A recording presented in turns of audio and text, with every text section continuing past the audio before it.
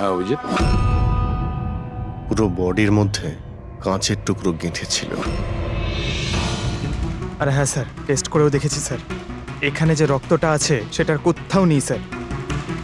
একটা কাজ করো, বাড়িটাকে খুব ভালো করে তল্লাশি করো, দেখো কিছু না কিছু প্রমাণ নিশ্চয়ই পাবে, তাই না?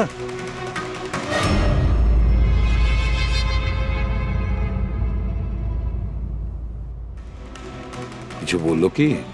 স্যার, ওর বক্তব্য ওর কিছুই মনে নেই। কিছু মনে নেই? আশিকা, তোমার কি মনে পড়ছে তুমি কীর্তিকে জ্ঞান হারানোর আগে কিছু বলেছিলে? মনে করো। আমার কিছুই মনে পড়ছে না। মনে করার চেষ্টা করো। কীর্তি বলছিল যে বকুলের খুন তুমি করেছো, এরকম তুমি নিজে ওকে বলেছো। কীর্তি মিথ্যে কথা বলছে। বকুলকে আমি মারিনি।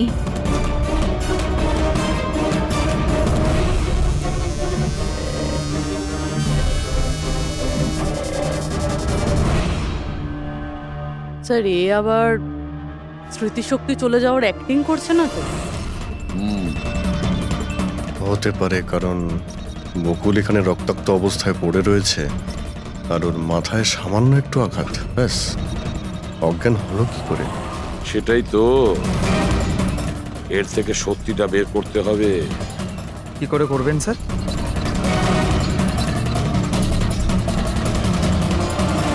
সত্যি কথাটা বলিয়ে নেব নার্কো টেস্টের মাধ্যমে।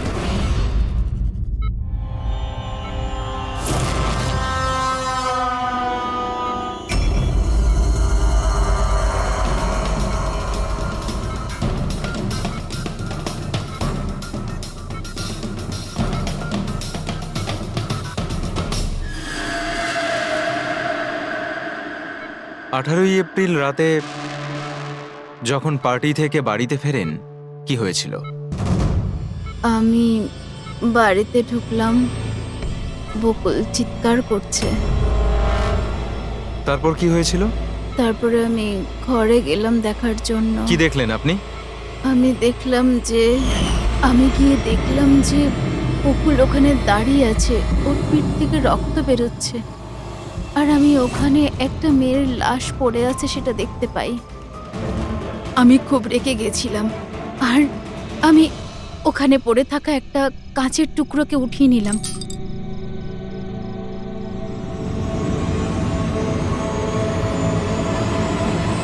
আর আমি বকুলকে মেরে দিলাম। আর তখনই আমি আমার ঘাড়ে একটা প্রেশার অনুভব করলাম। তারপরে আমি বেহুশ হয়ে পড়ছিলাম। বেহুশ হওয়ার আগে আমি দরজার সামনে একজন মানুষকে দেখতে পাই। কেউ একজন অরেঞ্জ কালারের জ্যাকেট পরেছিল। পুরুষ ছিল না মহিলা? একটা লোক। আচ্ছা, তারপর ও কি করলো? ও আমার কাছে আসছিল, মনে হয় আমাকে মারতে চাইছিল। আচ্ছা আশিকা, তুমি ওখানে কোনো মহিলার লাশ দেখতে পেয়েছো? হ্যাঁ, দেখেছিলাম। মহিলার লাশ? ওখানে তো আমরা কোনো মহিলার লাশই পাইনি। স্যার, আমরা তো বকুলের মার্ডারের তদন্ত করছি, এর মধ্যে আবার নতুন কেস এলো কোথা থেকে? কোন মহিলার লাশ? কে ছিল ওই মহিলা? আমি মনে করতে পারছি না, সবকিছু ধোঁয়া ধোঁয়া লাগছে। আচ্ছা, এ আমাদের বোকা বানাচ্ছে না তো? বুঝে উঠতে পারছি না এ কোন মহিলার কথা বলছে, কোন মহিলার কথা বলতে চাইছে। আশিকা, তুমি বকুলকে কেন মেরেছো? কেন মেরেছো বকুলকে? ঠিকই হয়েছে যে ও মরে গেছে। তাছাড়াও যদি বেঁচে থাকতো তাহলে আমাকে রাস্তায় ভিক্ষে করতে হতো।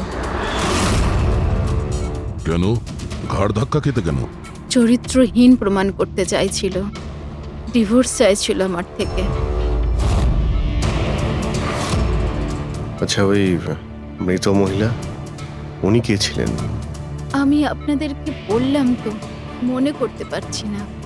দেখো আশিকা, আমরা ওখানে কোনো মহিলার লাশ খুঁজে পাইনি, তাহলে সেই লাশটা গেল কোথায়?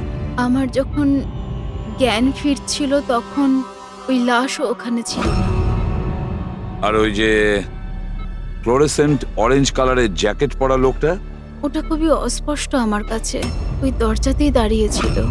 হতে পারে আমার জ্ঞান হারানোর অপেক্ষায় ছিল।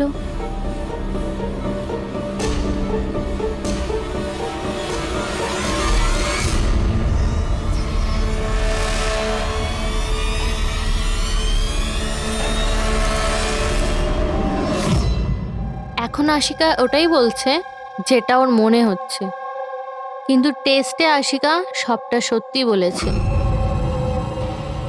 Thank you. ওয়েলকাম। স্যার, ও যদি নার্কো টেস্টে ঠিক বলে তাহলে তো আমাদের ওই মরা মহিলাটা সম্পর্কে জানতে হবে। মনে হচ্ছে ক্রাইম সিনে দ্বিতীয়বার যেতে হবে, ভালো করে আবার চেক করব। কোনো না কোনো প্রমাণ তো নিশ্চয়ই আমরা পাবো। স্যার এই মেশিন কি কিছু স্পেশাল?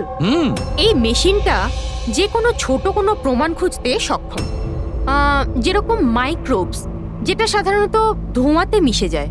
আর এই যে মেশিনটা না, একটা ঘরের মধ্যে একদম ক্ষুদ্র থেকে ক্ষুদ্রতর ডাস্ট পার্টিকলস, সেগুলো দিয়ে ওই জ্যাকেট পরা লোকটা সম্পর্কে আমাদের জানিয়ে দেবে যে এই ঘরের মধ্যে ছিল। খুব ভালো।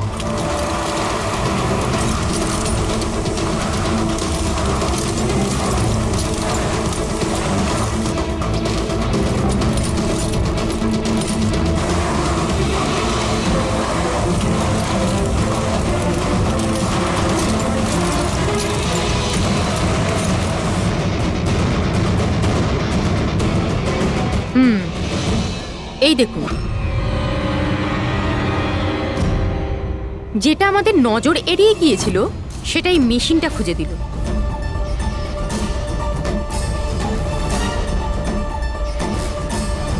এটা তো মনে হচ্ছে কারণ নখ। তাও আবার নেল পেন্ট লাগানো, ডেফিনেটলি কোনো মহিলারই। কিন্তু স্যার এখানে কিভাবে? হয়তো দৌড়োদৌড়ি, হাতাহাতিতে কোনো জিনিসের সঙ্গে ধাক্কা লাগে আর নখটা পড়ে যায়। বাড়ির সবাইকে চেক করো তো, ওদের কারণ হয়তো।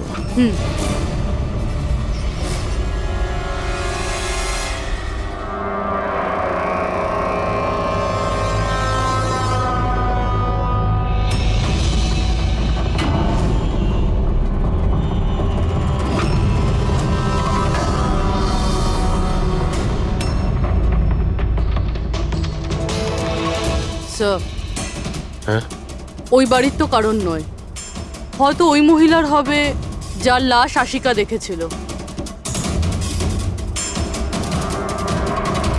তাই তো মনে হচ্ছে।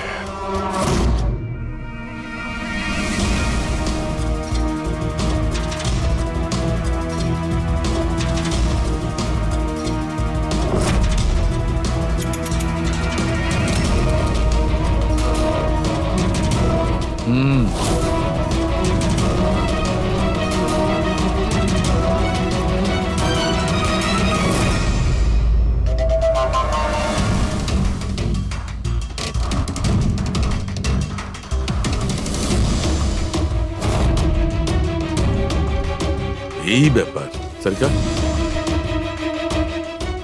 রাইট। জানতে পেরেছো এই নখ থেকে এটা কার? স্যার, এই নখটা ডিএনএ কোনো ফ্যামিলি মেম্বারের সঙ্গে ম্যাচ করে। কিন্তু একটা কথা জানা গেছে বস, এই নোকটা যারই হোক না কেন, ও একজন মহিলা, আর তার বয়স 20 থেকে 25 বছর। 20 থেকে 25 বছরের মহিলা? আর একটা কথা, হ্যাঁ,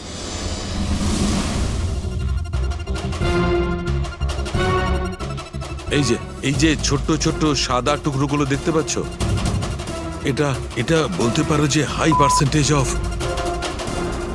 নখ থেকে পেয়েছি। এই মেয়েটা ড্রাগ অ্যাডিক্ট ছিল? হ্যাঁ, এটা ওদের পরিবারের কারণ নয়, বাইরের কারণ। স্যার, তার মানে যদি কেউ বাইরে থেকে আসে তাহলে কোনো গাড়ি, অটো বা ট্যাক্সি করেই নিশ্চয়ই আসবে। হ্যাঁ, খোঁজ নিয়ে দেখতে হবে। রিক্সাওয়ালা, ট্যাক্সিওয়ালা বা ওদের মতো কেউ ওই মহিলাকে বাড়িতে ছেড়ে দিয়ে এসেছিল কিনা? স্যার ওই আশিকা বলছিল কোনো সাফাই কর্মী অরেঞ্জ কালারের জ্যাকেট পরেছিল ওখানে। বেহুশ হওয়ার আগে আমি দরজার সামনে একজন মানুষকে দেখতে পাই, কেউ একজন অরেঞ্জ কালারের জ্যাকেট পরেছিল। ও কে, কোথা থেকে এসেছিল, কোথায় উধাও হয়ে গেল, ওর ব্যাপারে খোঁজ নিতে হবে। স্যার, যত ড্রাগ পেডলার্স আছে ওদের কাছে জানতে হবে যে কত মহিলা এই হাই ডোজের ড্রাগস নেয়। অভিজিৎ, একটা কাজ করো, রিক্সাওয়ালা আর ট্যাক্সিওয়ালার কাছে খোঁজ নাও যে ওনাকে বাড়িতে ছেড়ে দিয়ে এসেছিল কিনা, আর মিসিং পার্সনস রিপোর্ট চেক করো। স্যার, শহরে যতগুলো ড্রাগ পেডলার আছে না, সবার কাছে গিয়ে খোঁজ নাও, দেখো ওরা এমন কোনো মহিলাকে চেনে কিনা যে হাই কোয়ালিটির ড্রাগ ব্যবহার করে। আর আমরা গিয়ে ওদের বাড়ির লোকের সঙ্গে কথা বলি, দেখা যাক ওরা কোথায় যায়, কি করে ওই ঘটনার সময়।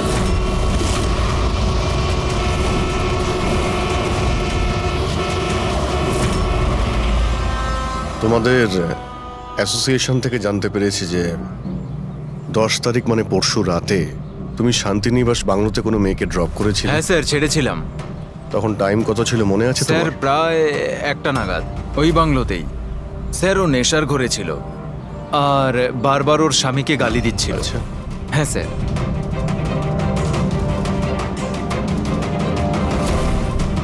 ওই মেয়েটা কি এ ছিল? হ্যাঁ স্যার, এই মেয়েটা ছিল। ওখানে বাংলোর আশেপাশে কোনো গন্ডগোল হয়েছিল কি? না স্যার, গন্ডগোল তো কিছু মনে হয়নি, সবকিছু নর্মালি ছিল। আর একটা গাড়ি দাঁড়িয়ে ছিল, একটা বাইক, আর একটা গার্বেজ ভ্যানও ছিল।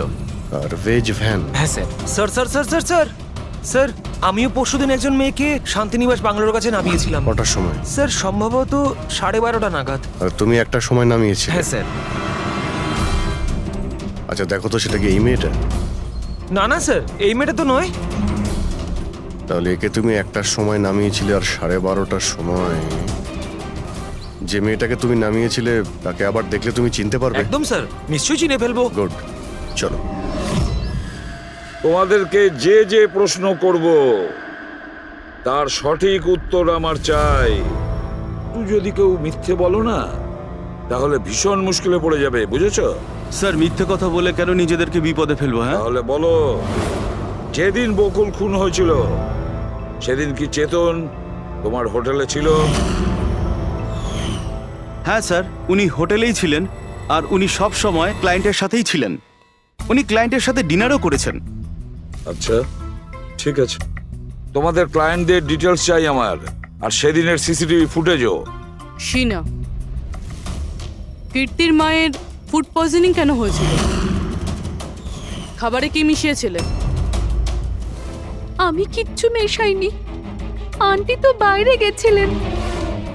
যখন যখন উনি ফিরে এসেছিলেন, ওনার শরীরটা ভালো ছিল না। স্যার নিতিন আর সিয়া দুজনে সারাদিন বিয়েতেই ছিল। জিজ্ঞেস করার আগে বলছো, মুখস্থ করে এসেছো নাকি? না ম্যাম, যেটা সত্যি সেটাই বলছি। 11টার সময় ফাংশন শেষ হয়ে গেছিল। এরপরে বাকি রইল নিতিন আর শিয়া। ওরা কোথায় গিয়েছিল? স্যার ওরা মনে হয় নিজেদের রুমে চলে গেছিল।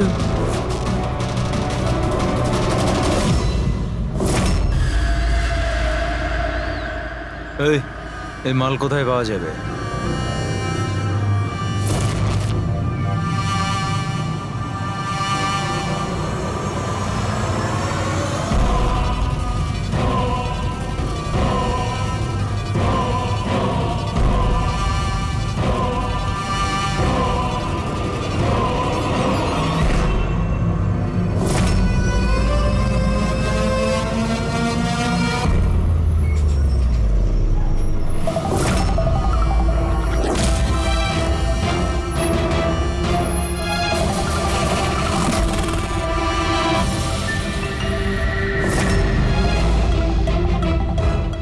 মাল চাই।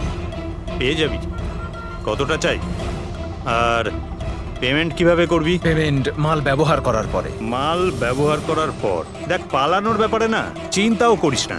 আমার কাছে সমস্ত ক্লায়েন্টের ঠিকুজি কুষ্টি আছে, আর ওই কুষ্টিতে লেখা আছে আমার ক্লায়েন্ট ওভারডোজে মরবে, নয়তো আমার বন্দুকের গুলিতে। কিন্তু তোর কুষ্টিতে লেখা আছে জেল যাওয়া। ওই সব মহিলার ফোন নাম্বার আমার চাই, যাদের তোমরা ড্রাগ সাপ্লাই করো। তাড়াতাড়ি দাও।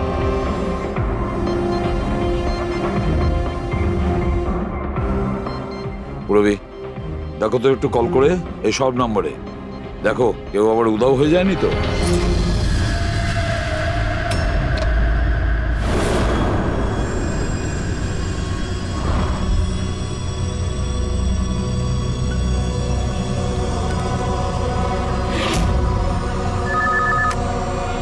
হ্যালো, আচ্ছা, আমি সোনারিকার সাথে কথা বলতে পারি? দেখুন, ও তো দুদিন ধরে কাজে আসছে না। কি? এ নিয়ে তো আমাদেরও চিন্তা হচ্ছে। দুদিন ধরে? ঠিক আছে, থ্যাংক ইউ স্যার। হ্যাঁ স্যার, ডায়েরিতে যে ছবিগুলো ছিল ওর মধ্যে থেকে এই মেয়েটা নিখোঁজ। এই মেয়েটার নাম সোনারিকা, আর এ একটা বারে কাজ করে। ও, দুদিন কাজে যায়নি। একে দেখে বলো তো, এ কি তোমার ক্লায়েন্ট ছিল? হ্যাঁ স্যার। তুমি কি এই মেয়েটাকে নামিয়েছিলে? হ্যাঁ স্যার, এই ছিল, এই মেয়েটাই। আশিকা নিশ্চয়ই একে দেখেছিল। বকুলের ফ্যামিলির সবাইকে ভেতরে নিয়ে এসো। একটু মন দিয়ে দেখুন এই ফটোটা। এই সেই মেয়েটা যার লাশ আপনাদের ঘরে পাওয়া গেছে। আপনারা চেনেন নাকি? হ্যাঁ, না স্যার।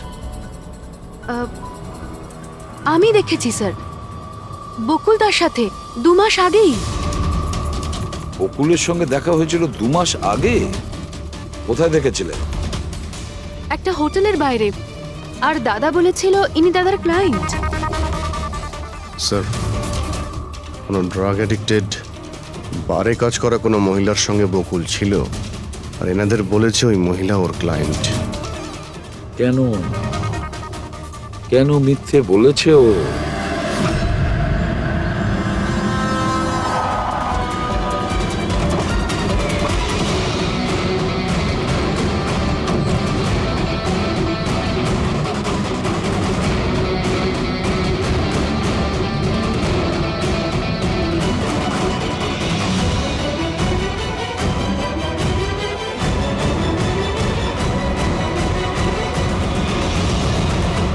আচ্ছা, সোনারিকা এখানেই কাজ করতো না? আগে হ্যাঁ, এখানেই কাজ করতো।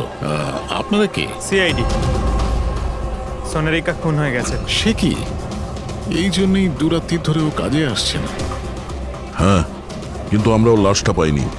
আর সাথে সাথে এই এর নাম বকুল, এও খুন হয়েছে। আমরা এটা জানতে চাই যে সোনারিকার সঙ্গে এই বকুলের কি সম্পর্ক ছিল? সম্পর্ক কি ছিল তা তো জানি না, তবে হ্যাঁ, এই লোকটা কখনো কখনো আমাদের বারে ওকে নিতে আসতো। এই ব্যাপারে আরো কিছু খবর আপনাদের তেজি দিতে পারবে স্যার। এই তেজিটাকে? স্যার, এই হলো তেজি। তেজি, সোনারিকা তোমার বন্ধু। এটা বলো যে এই লোকটার সঙ্গে সোনারিকার কি সম্পর্ক ছিল? স্যার, সোনারিকার সাথে বকুলের অ্যাফেয়ার চলছিল। বকুল ওর সমস্ত এক্সপেন্সিভ খরচগুলো দিত, কিন্তু ওর বকুলের বিরুদ্ধে সবসময় কোনো না কোনো অভিযোগ থাকতো। ঠিক কিরকম বলো তো? ওই তো, যেমন ধরুন,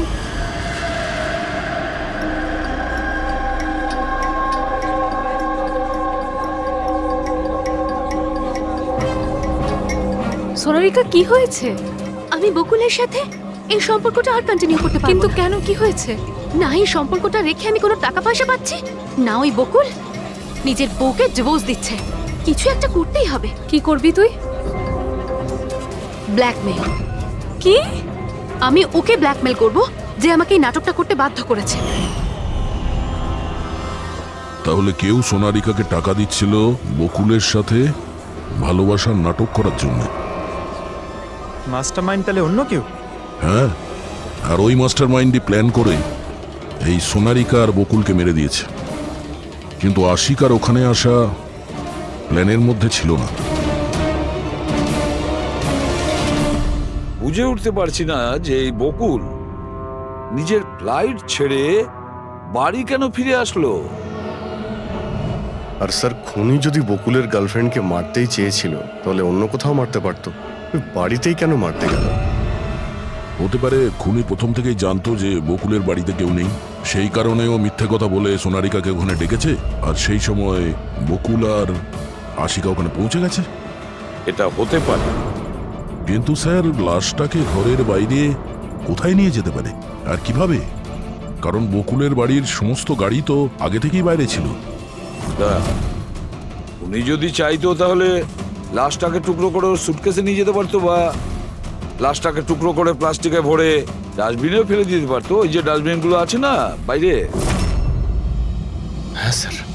একটা গাড়ি দাঁড়িয়ে ছিল, একটা বাইক, একটা গার্বেজ ভ্যানও ছিল। কি রাত্রি 1টার সময়? রাত্রি 1টার সময় বাংলোর বাইরে ময়লার গাড়ি দাঁড়িয়ে ছিল? তার মানে স্যার এই খুনটা প্ল্যান করা ছিল। খুনি গার্বেজ ভ্যান নিয়ে এসেছিল লাশটাকে সরিয়ে ফেলার জন্য। আর স্যার এই ফ্লুরোসেন্ট অরেঞ্জ কাপড় গার্বেজ ভ্যানের লোকেরাই তো পরে। স্যার, হ্যাঁ, চেতন যেই কোম্পানির বিজনেস ডিনারে গিয়েছিল এই নামে কোনো কোম্পানিই নেই। আমার বিজনেস মিটিং ছিল হোটেল কিডসে। আর কীর্তির মা বাইরের কিছুই খায়নি। আমার মা ব্যান্ড্রয় থাকেন। মায়ের হঠাৎ করে ফুড পয়জনিং হয়েছিল, আমি তাই মায়ের কাছে আবার একবার ফুড পয়জন হোক কেমন? ঠিক আছে, এটাও জানা দরকার যে যে রাতে বকুল আর ওই মেয়েটা খুন হয়েছে ওই রাতে খান্ডালা থেকে কোনো ট্যাক্সি বা প্রাইভেট কার বাংলোতে এসেছে।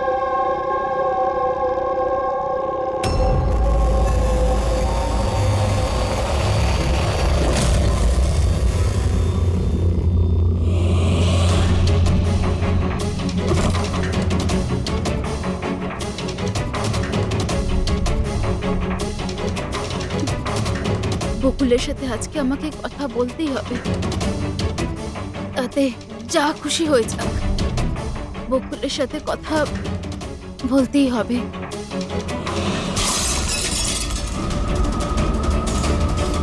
বাড়িতে তো কেউ নেই, তাহলে এই আওয়াজ কিসের?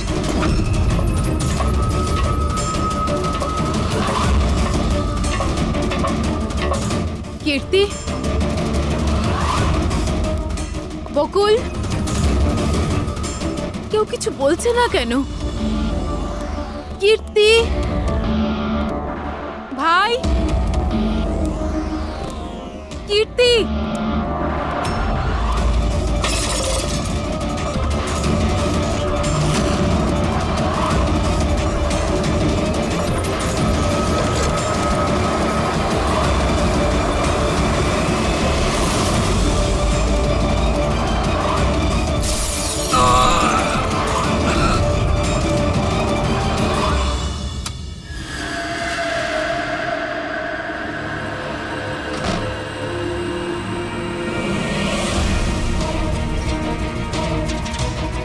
দাদার সুটকেস? দাদা ব্যাঙ্গালোর যায়নি বুঝি?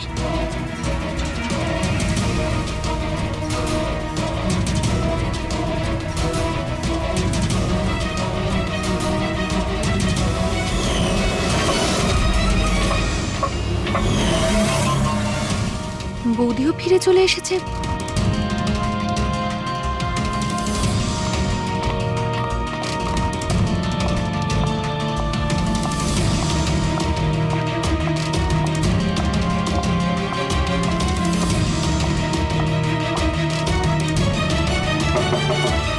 দাদা, বকুলদা, দাদা তুই ব্যাঙ্গালোর যাসনি? বৌদি,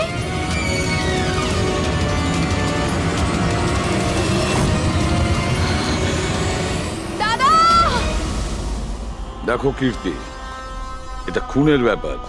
আরো একবার ভেবে নাও, তুমি যে কথাগুলো বলছো সেগুলো সত্যি?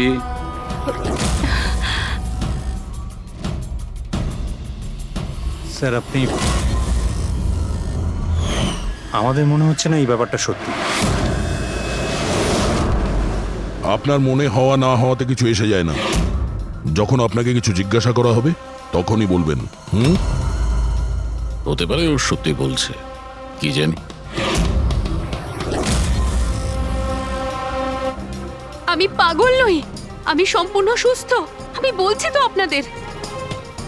আশিকা বৌদি নিজেই বলেছে, বৌদি নিজে দাদাকে খুন করেছে। তোমার মায়ের রোগের ব্যাপারে সত্যি সত্যি বলো।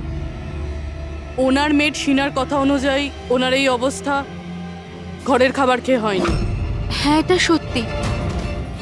মা ঘরের কোনো খাবার খায়নি, বরং মা তো আমাকে বলছিল যে মা ড্রাইভারের সাথে কোথাও বাইরে গেছিল আর কারে বসে কিছু ওষুধ খেয়েছিল। ওষুধ খেয়েছিল? হ্যাঁ, আমাদের ড্রাইভার অমনও তাই বলছিল। তোমাদের ড্রাইভার এখন কোথায়? স্যার, আমি সমস্ত ড্রাইভারদের নিয়ে এসেছি যারা গার্বেজ ভ্যান চালায়। আমরা একটা গার্বেজ ভ্যানের সন্ধান পেয়েছি, যেটা মাঝরাতে রাস্তার মাঝখানে দাঁড়িয়েছিল, যাতে লাশ বয়ে নিয়ে যাওয়া হয়েছিল। ভ্যানের ব্যাপারে জানতে পেরে গিয়েছি। সার্ভেলেন্স ক্যামেরাতে আমরা সেটা পরিষ্কার দেখতে পেয়েছি। কেন?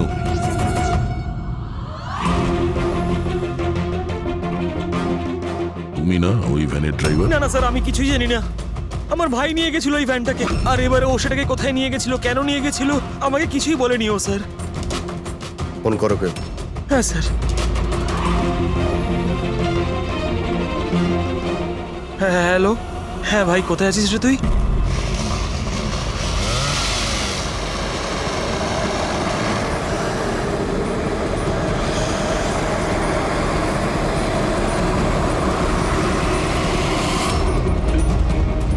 কি ভাই, কেমন আছেন?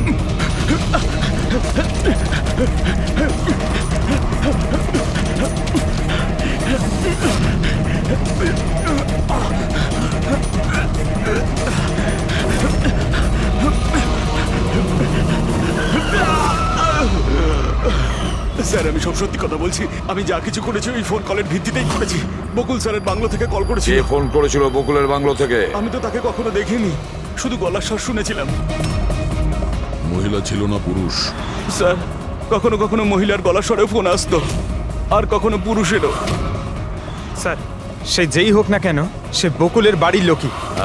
কিন্তু তুই এগুলো করেছিস কেন?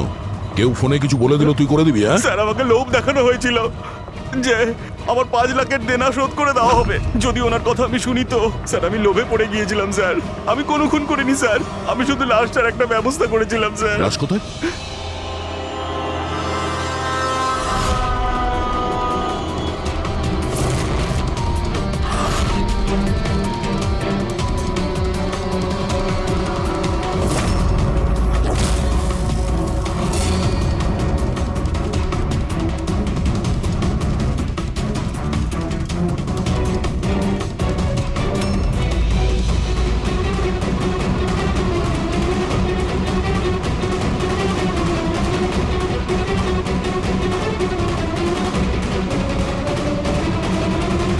না, এই মেয়েটার গলা টেপা হয়েছে আর তাতেই ওর মৃত্যু হয়েছে। এই জন্য এর খুনের কোনো চিহ্ন খুঁজে পাওয়া যায়নি ক্রাইম সিন থেকে। আর এর পায়ের বুড়ো আঙ্গুলের নখটাও ভাঙা রয়েছে।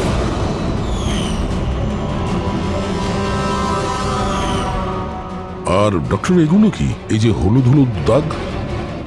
এটাই তো এই কেসের সবচেয়ে বড় সূত্র। চলুন সবাই দাঁড়িয়ে যান। দাঁড়ান। আর কত জিজ্ঞাসাবাদ করবেন আপনারা? সবই তো বলে দিয়েছি আমরা। এবার আর কোনো জিজ্ঞাসাবাদ করব না। হ্যাঁ, আপনাদের প্রত্যেকের নার্কো টেস্ট হবে।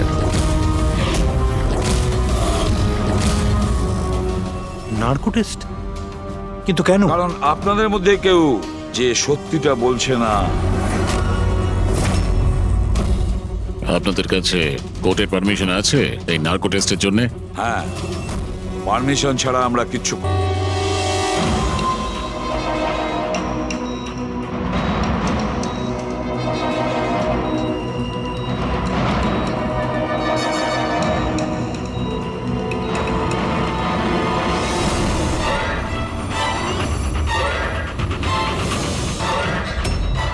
ঘুম আসছে? যা আমি আপনাকে বলবো তার সঠিক সঠিক উত্তর দেবেন, ঠিক আছে? সোনারিকাকে আপনি চেনেন? হ্যাঁ বকুলের যে অ্যাফেয়ার ছিল ওর সাথে, এটাও জানতেন আপনি? হ্যাঁ, আমার দুজনকেই সন্দেহ হতো। তাহলে আশিকাই কি ওকে খুন করেছে? আশিকা তো সোনালিকাকে চিনতই না, তাহলে খুন কি করে করবে? আপনার এখন ঘুম পাচ্ছে? সোনারিকাকে আপনি চেনেন? না। বকুলের সাথে সোনারিকার অ্যাফেয়ার আছে, এটা কি আপনি জানেন? না। তাহলে আশিকাই কি ওকে খুন করেছে?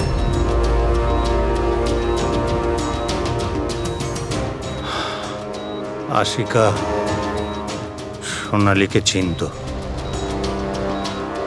আর এই আশিকাই বকুল আর সোনালীকে খুন করেছিল। ও নিজেই এই খুনের ষড়যন্ত্রটা রচনা করেছিল। আশিকা চালচলন কিছুদিন ধরেই খুব অদ্ভুত লাগছিল। এই কথাটা আমি বকুলকে বলেছিলাম। কি হয়েছে স্যার? কিছুই হয়নি নিতিন, শুধু এটাই বলার ছিল টুথ সিরাম অ্যাপ্লাই করলে মানুষ শুধু এটুকুই উত্তর দেয় যতটুকু তাকে প্রশ্ন করা হয়, এর থেকে বেশি কিছু বলে না। ব্যাপারটা হলো মানুষের ব্রেন নিজের মেমোরি শেয়ার করে, কিন্তু ওপিনিয়ন দেয় না, যেটা তুমি দিয়েছো। এখন সব কথাগুলো সত্যি সত্যি বলে দে, নাহলে তোকে আসল সিরামটা দিতে হবে। আসল সত্যিটা মানে আমরা যে ইনজেকশনটা দিয়েছিলাম ওটা আসল ট্রুথ সিরাম ছিল না, ওটা গ্লুকোজ ইনজেকশন ছিল। হোয়াট? তোমাকে আমরা আগেই সন্দেহ করেছিলাম, কিন্তু চেয়েছিলাম সব সত্যিটা তুমি নিজের মুখেই স্বীকার করো। নিতিন, সবকিছু তুমি খুব চতুর ভাবে দিয়েছো, কিন্তু মেয়েটার গলায় যে হলুদ রং লেগেছিল না, সেটাই তোমাকে ধরিয়ে দিয়েছে।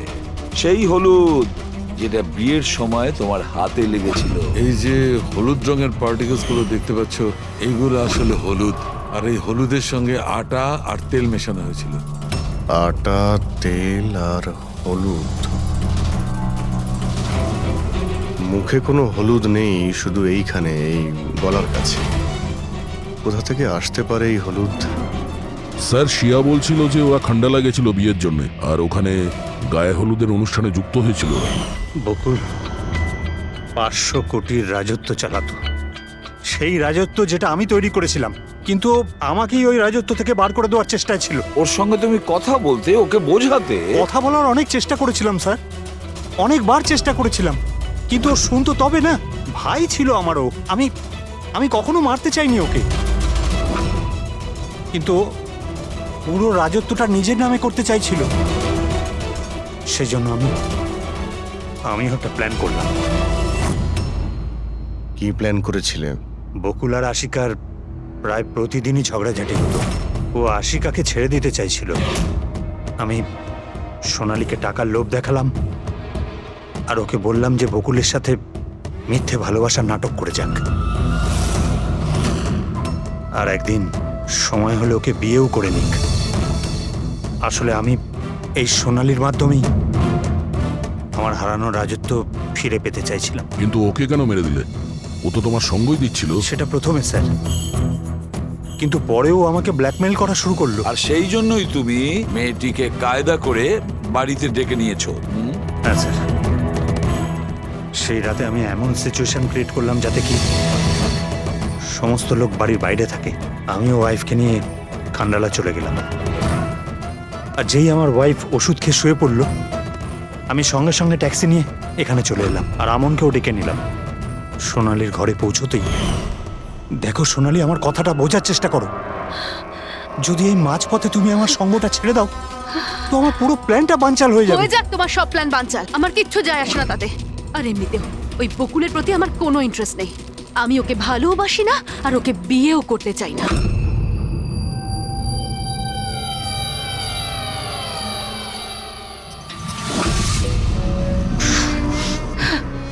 দেখো, যদি তুমি আমাকে সঙ্গ না দাও না, তো খুব পস্তাবে, বলে দিলাম। হুমকি আমি দিচ্ছ তুমি আমাকে?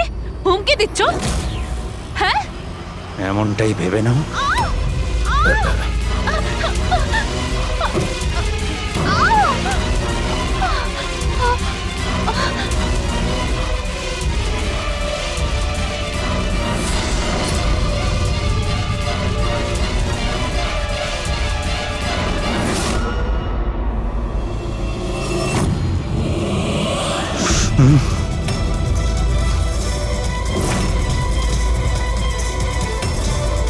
দাদা, বকুল, এটা কি করলে তুমি? না না, এই সোনালি আমাকে ফাঁসানোর চেষ্টা সোনালি, করছে। আমি পুলিশকে ফোন করব। আমি এক্ষুনি ফোন করছি। বকুল!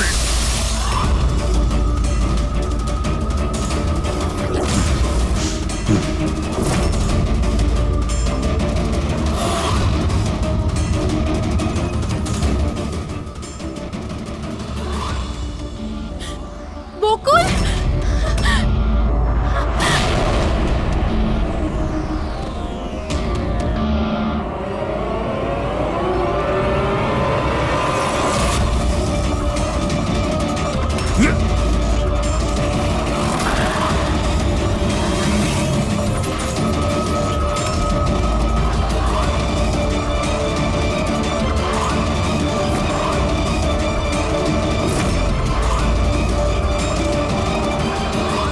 আমি অমলকে ফোনে প্রথমেই বলে দিয়েছিলাম সোনালির লাশটা একেবারে সরিয়ে ফেলতে, আর ও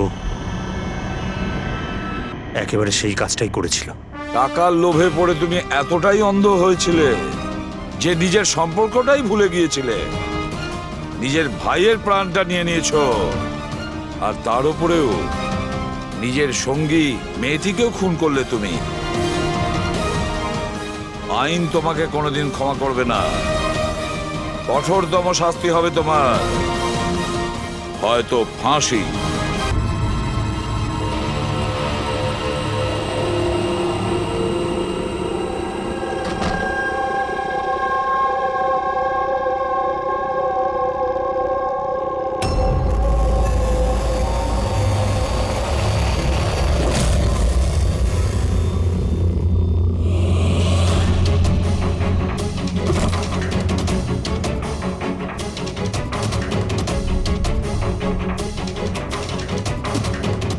বকুলের সাথে আজকে আমাকে কথা বলতেই হবে। তাতে যা খুশি হয়ে যাক, বকুলের সাথে কথা বলতেই হবে।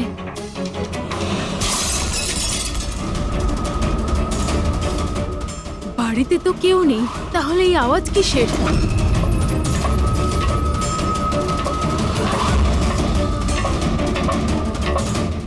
কীর্তি, বকুল, কেউ কিছু বলছে না কেন? কীর্তি ভাই, কীর্তি।